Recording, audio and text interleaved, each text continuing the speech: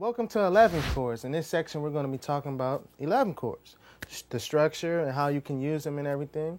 So the first thing we're going to look at is a C major 11 chord. We're going to start with the basics, and we use C because it's an easier key to look at because it's all white keys, and it's the easiest way to do it. So let's look at the C major 11. Now this is not a typical chord that you will hear in a lot of music because there's a lot of tension. And really the F and the E, because they're right next to each other, they create tension. You know, even though they're not next to each other technically right here, but they are technically, you know, E and F are right by each other. So it just doesn't really work, but I'm going to teach you anyway. So we got the 1, 3, and 5. That's the first thing you start with when you're creating an 11 chord. It doesn't matter if you're in a major key, a minor key, 11 chord. You always got to start with the root. So we got the root. Then the next thing you would do is extend it by adding the 7th. Then you would add the 9th. Then you would add the 11th. All right? So that's pretty much how you make an 11 chord. I don't ever use this chord because there's a lot of tension and it just doesn't work. And if you look into a lot of music, you will hardly ever see a major 11 chord, you know, because of the dissonance and the sound that it creates. So that's basically how you do it with any chord. You got to have the root, and the further along you extend it, you got to have the 7th, the 9th, and, you know, add that 11th in there too as well. So this is a major 11 chord. This is a C major 11 chord. Now, let's look at the C minor 11 chord. Now, that's a chord that I really like to use when going into different passing chords because it just sounds real nice. So the first thing we would do with this is start with the basics, the root of C minor, which will be C, E flat, and G, okay? So I'll play it up here. We have C, E flat, and G. Then the next thing we would want to do is add the 7th, just like the major. Okay, so we would add the B flat, and this is the 7th of the C minor scale. All right, then you would add the 9th of the C minor scale. We're extending the chord, and then you would add the 11th, which will be F. So you can think like this in technical terms. The 11th is always going to be the 4th. Because we don't call the 4th the 4 when inside of a chord. So when you're naming chords and you're adding the 4th, that's called the 11th most of the time. So remember this. The 2 is always going to be called the 9. The 4 is always going to be called the 11th. And the 6 is always going to be called the 13. So we have the 1, like in just in naming chords, this is something for future reference. We have the 1, 3, and 5. And then pretty much almost everything else, like the 2, that's going to be called the 9. The 4 is always going to be called the 11th. And the 6 is always going to be called the 13th. The 7 is just the 7th, okay? So anything outside of that, that's how it really works. So for the C minor 9, this is the C minor 9. Like I said, we got the 1, the 3, and the 5, which is the root. And then we add the 7th. Then we add the 9th, then we add the 11th, which is this, okay? So there's a lot of different things that you can do when creating voicings for this chord, and I'm going to share a couple with you. If you've seen Gospel Keys Urban Pro 600, you know these are some of my favorite chords. I have a lot of different techniques to use when creating voicings. If you haven't checked it out, visit gospelkeysurban.com. And there's a lot of tips and tricks just on the website alone that, you know, will just change your whole thought process as far as chords and voicings are concerned. So let's look at one of the techniques that I use. And to start, this is our C minor 11, right? The first thing I said was take the root out of the chord, which is C. So you're going to take that, and that goes in the bass. 9 times out of 10, if you're playing a C minor 11, C is going to be in your bass. So you don't have to have it in the chord too as well. So that's the first thing we do. So that's in the bass. keep that in mind, even though you don't see it in the chord right now. So we use the polychord technique, and you can see two chords. You can see an E flat major chord right here, E flat, G, and B flat, and then right here, you see a B flat major chord. Now the first thing I would do is say, okay, these are my two chords that I can mix together to make one big chord and create various different voicings. So right off the top, the first thing that you can do to the E flat chord, remember we have two, we have E flat and B flat. You can add the seventh, the major seventh, to that E flat chord, and that gives you that D. So in your left hand, this is what you can play most of the time. It doesn't matter what inversion, you can play it like this, you can play it like this.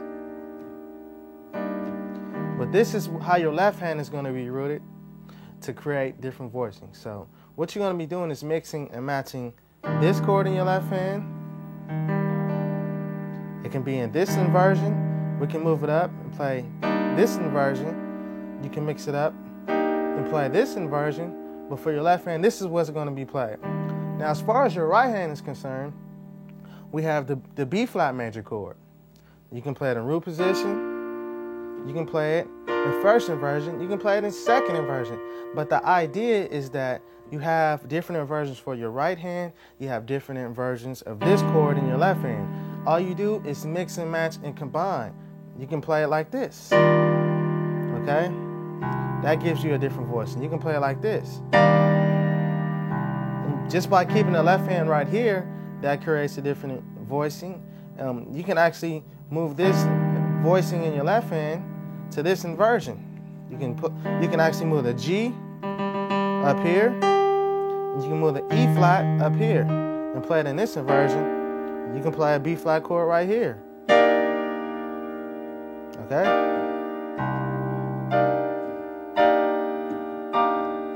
So just doing this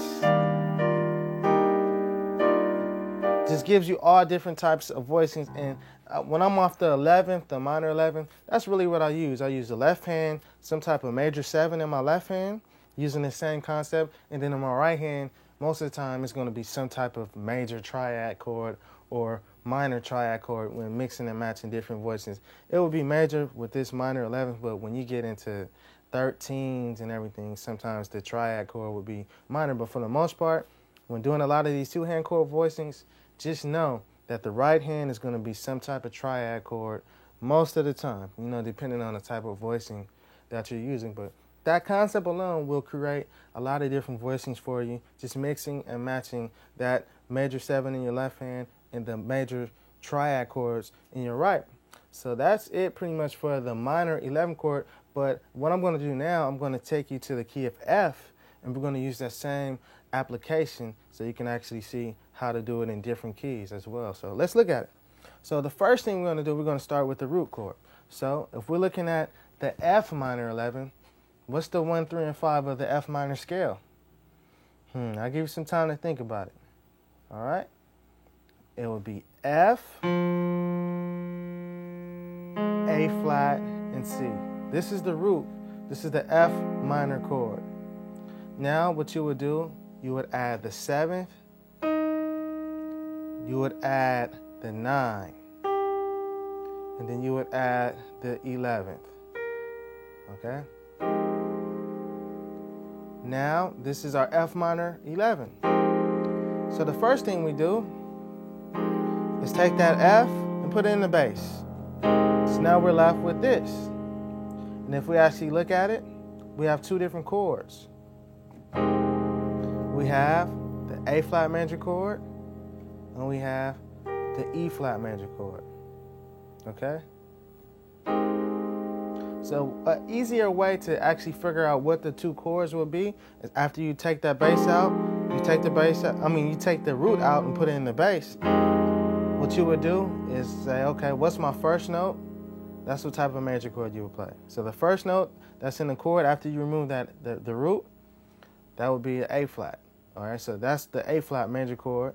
That's where it comes from. And then after that, you will find what's the third note that's left. So this is the first, this is the second, this is the third. So whatever the third notes that's left in the chord, that's the other major chord that would be in the chord, okay? So we got the A flat, And then we got the E flat. So this is the A flat chord and the E flat major chord mixed together.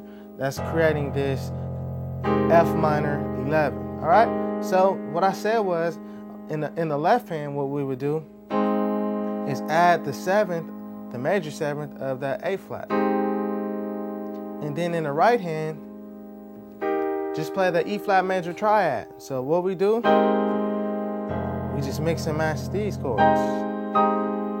The different versions of the E flat major chord in the right hand and the different versions of the A flat major 7 in the left hand. So that's how it works. So even if whatever key you're in, if you were going to the F minor, that's how it would sound with this inversion. If I do a passing chord and take it to this, this is still an E flat major chord in my right hand and an A flat major 7 in my left hand. Let's look at one more. Same concept. It looks different because I have two G's, but this is still an E flat major chord in my right. G, B flat, E flat, and G. Just giving you a fuller sound. So that's how you can take this chord to any key using this concept, finding the left hand, finding the right hand, the polychord technique, mixing them together, and that's how you get your minor 11. That's it for this section. See you in the next one.